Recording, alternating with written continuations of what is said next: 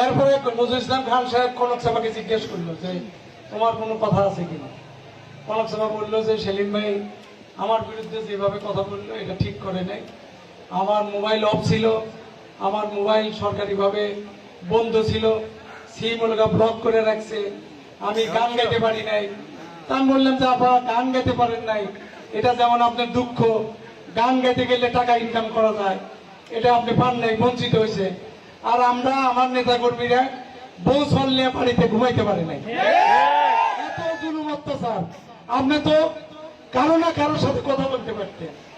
বলতেছে যে আমি সেলিম ভাই আর এক কথা বলছে যে 5 তারিখের পরে আমি যাই নাই। ভাই এটা আমি যাই নাই, আমি গেছি জানুয়ারির 7 তারিখে। সেটারও কারণ আছে। কি কারণ বলেন? বলে টুকু ভাই আমাকে কইছে যে তুমি মাঠে যাও না, তোমাকে আমি সাথে নিয়ে যাবো।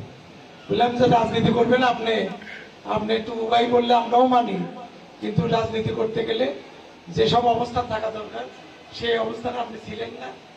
তারপরে আপনি বিভিন্ন আসন পাইতেই পারেন, তবে গাজীপুরের নেতৃবৃন্দ যেভাবে চিন্তা ভাবনা করতেছে এর বাইরে আপনাদের চিন্তা ভাবনা করা ঠিক না। এবং খান সাহেবকেও সরাসরি বলছি, খান সাহেব বলছে যে না ক্রাইটেরিয়া মেলা এটা হলো যে আপনার এই সব দিক দিয়ে ইয়ে আছে, এগুলো নিয়ে টেনশন কিছু নাই।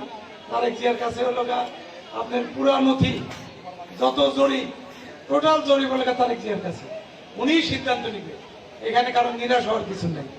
যাক বলে আসছি, চলে আসছি। তারপরে ঢাকাতে ছিলাম, ঢাকাতে অন্তত পক্ষে একেবারে সাথে থেকে 8 জন লিডারের সাথে দেখা করছি, বড় বড় লিডার।